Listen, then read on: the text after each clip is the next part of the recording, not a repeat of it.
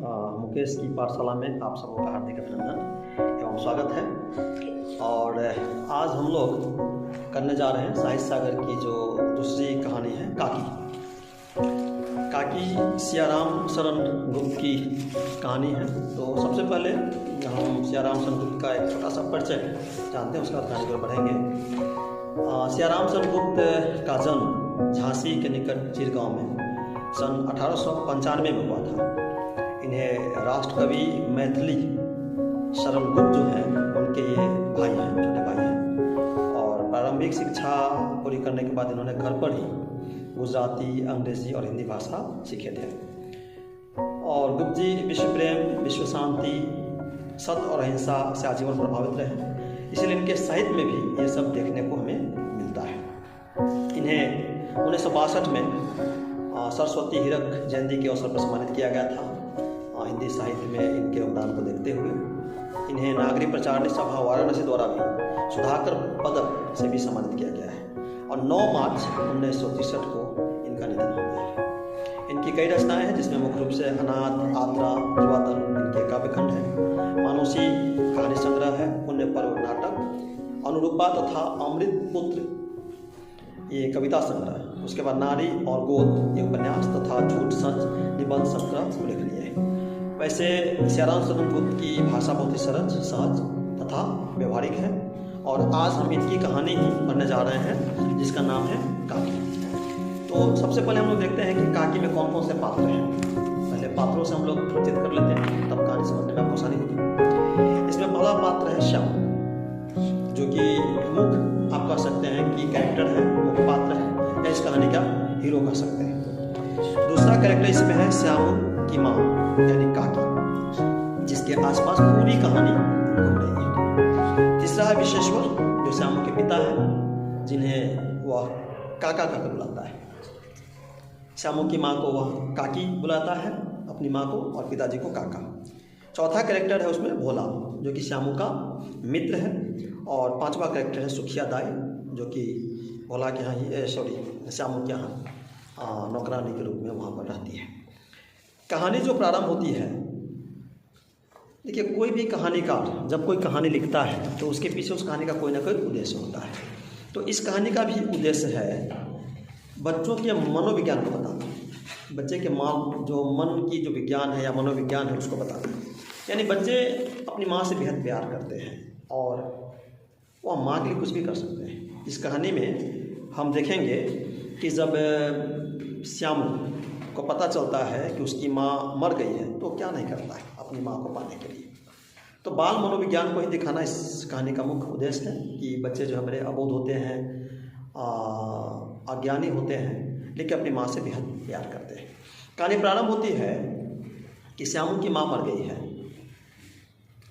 और मरने के बाद उन्हें बेड पर से जो है नीचे, क्योंकि हिंदू परंपरा के अनुसार जब कोई व्यक्ति मर जाता है तो उसे जो है बेड पर नहीं रखते हैं, इसलिए जो है ज़मीन पर उसको रखा गया हुआ है और एक कंबल उठा दिया गया हुआ है।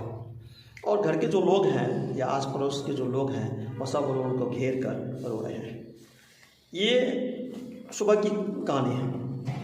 जैसे ही श्यामू उठता है, श्यामू की जब आँख खुलती है तो देखता है कि क्या बात है कि मेरी माँ ज़मीन पर जो है सो रही है और बाकी लोग उसको घेर कर रो रहे हैं। क्योंकि श्यामू का इतना नॉलेज नहीं है, उतना ज्ञान नहीं कि वो मृत्यु और जन्म को जान सके, मरना क्या है, मृत्यु क्या, उसको पता नहीं है।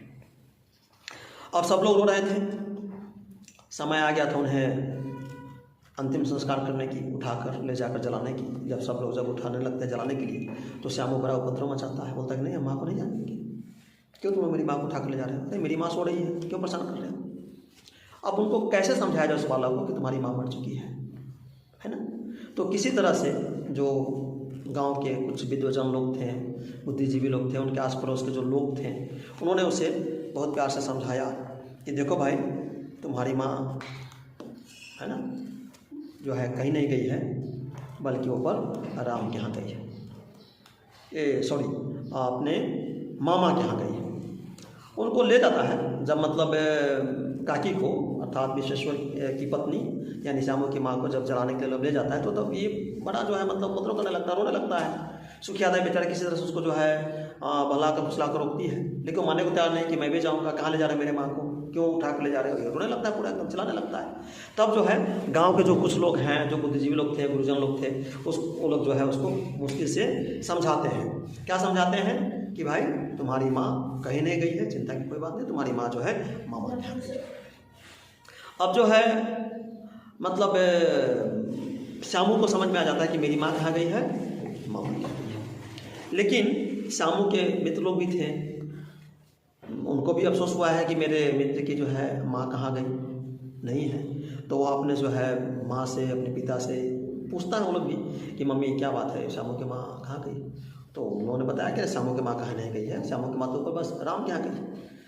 अब श्यामू के मित्र को लगता है कि श्यामू को गलत इन्फॉर्मेशन दिया गया हुआ है, इसकी माँ तो मामा क्या नहीं गई है, इसकी माँ कहाँ गई है, ऊपर राम क्या गई है। अब उसके मित्र आकर जो है श्यामू को समझाते हैं कि अरे यार तुमको तो गलत लोग बताया है, तेरी माँ मामा क्या नहीं गई है।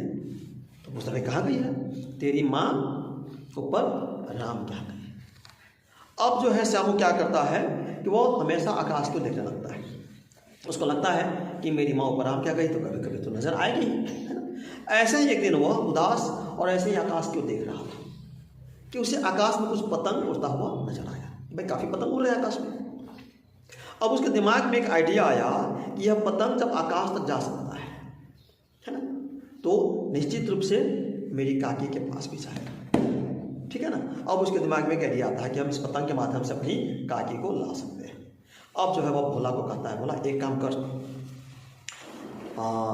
मेरे दिमाग में एक आइडिया आया है। भोला से बातचीत करता है, लेकिन सवाल था कि भाई आइडिया तो आया, लेकिन पतंग कैसे आएगा, कहाँ से पतंग आएगा, कौन लाएगा पतंग, किससे लाएगा पतंग। वह जो है अपने पिता के पास जाता है, पिता को बोलता है कि मुझे पतंग खरीदना है। पिता की भी तुरंत उसकी पत्नी गुजरी थी, बेचारे वो भी उदास थे, बोलते ठीक है खरीदा जाएगा, और वह इस बात को भूल जाते हैं। लेकिन श्यामू जो है बहुत बेचैन था कि कब हमको पतंग मिले और कब हम भेजें और कब मेरी माँ आ जाए, माँ के लिए वो इतना बेचैन था। सो वह क्या करता है कि चुपके से कोशिश करता है कि कहीं से पैसा को पाए करें। देखता है कि एक जगह जो है पिताजी की जो है कोट टंगा हुआ था, काफ़ी ऊंची खूंटी पर था, वहाँ पर वो पहुँच नहीं पा रहा था। वो एक टूल सरकाता है, उस पर चढ़ जाता है, और चढ़ने के बाद वहाँ से जो है पॉकेट में हाथ डालता है, तो कोट में जो है 25 पैसा उसको मिलता है। मानो उसने एक चवन्नी का आविष्कार कर दिया। 25 पैसा को चवन्नी भी बोलते, उस समय चवन्नी चलता था, 4 आना 8 आना ऐसे चलता था। आपने पहली कहानी में पढ़ा है ना बात अठन्नी की, तो 8 आना ये था, 4 आना मतलब 8 आना का आधा। वह पैसा लेकर और वह कहता है भोला को, देख भोला चुपके से अपनी दीदी से कहकर एक पतंग और एक डोर मंगा दो, किसी को बताना मत, और चुपके से लेकर आओ। अब जो है वह भोला पैसा देता है अपनी दीदी को, और दीदी उसको एक पतंग और डोर खरीद कर ला देती है। दोनों दोस्त एक कोठरी में, अंधेरी कोठरी में चुपके से, कि किसी को पता नहीं चले, उसकी प्लानिंग किसी को जो लीक नहीं हो, एक कोठरी में आराम से जो है क्या करता है, उस पतंग में धागा बांधता है। धागा बांधने के दौरान जो है श्यामू कहता है भोला एक बात कहूँ, किसी को कहेगा तो नहीं? यार नहीं कहेंगे, बोलो ना क्या बात है। पता है ये पतंग मैं क्यों बांध रहा हूँ? एक्चुअली ये पतंग मैं भेजूँगा ऊपर आकाश में राम जी के यहाँ, मेरी माँ इस पतंग को पकड़ कर नीचे आएगी, है ना। मुझे तो लिखना नहीं आता है, नहीं तो मैं उस पर काके लिख देता, तो माँ को जल्दी पता चल जाता है किसी को पतंग को पकड़ कर नीचे उतारना है। भोला जब इस बात को सुनता है तो भोला कहता है यार आइडिया तो बहुत अच्छी है तुम्हारी, लेकिन पता है मुझे लग रहे हैं एक चीज़ की कमी। श्याम बोलता क्या बात है? देखो ये जो डोर है, धागा, ये तो पतला है, ये तो टूट जाएगा माँ जब आएगी तो। मोटा डोर रहता तब काम बन जाता तुम्हारा। अब भोला को लगता है कि यार ये तो 100% की बात पता है, तो मेरे दिमाग में नहीं आता, सचमुच में ये तो पतला धागा है, टूट जाएगा।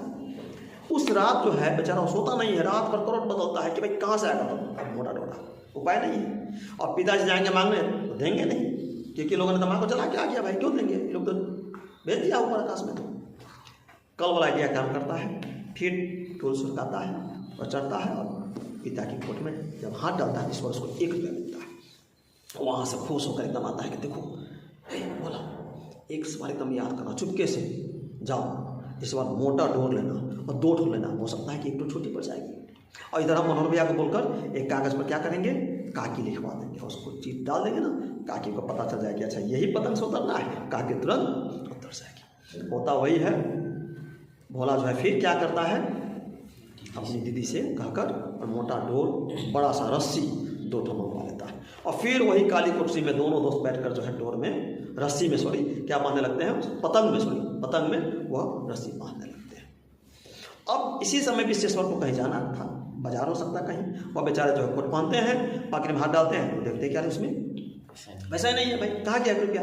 तब उसको याद आता अच्छा इस श्यामू एक बार बोल तो रहा था पतंग खरीदना है, और अब इसने चुराया होता।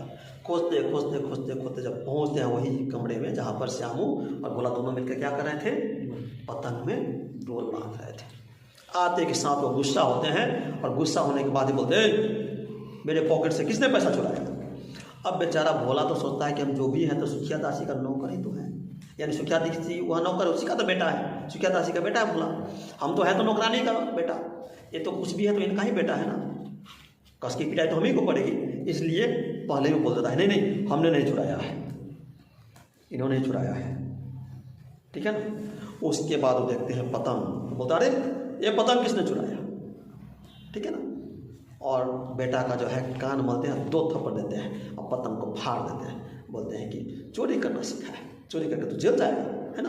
अब उनको नजर पड़ती है मोटा सा रस्सा, अरे भाई पतंग में तो धागा चाहिए ना, ये मोटा रस्सा क्यों। फिर गरज के बोलते अरे ये रस्सा किसने मंगाया रे। फिर भोला को डर लगता है, कहता है नहीं इन्होंने ही मंगाया है, और बोल रहे थे कि पतंग में रस्सा बांध कर हम अपनी काकी को भेजेंगे और काकी को लाएंगे, है ना। और मनोहर भैया से इन्होंने कागज़ में काकी भी लिखवा के रखा था।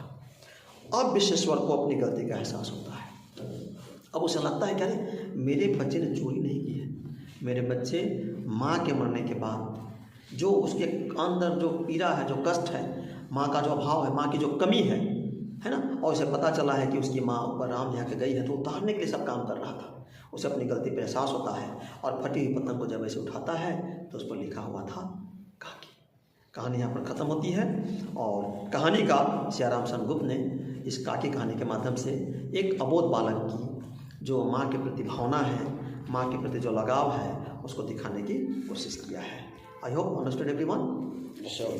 धन्यवाद।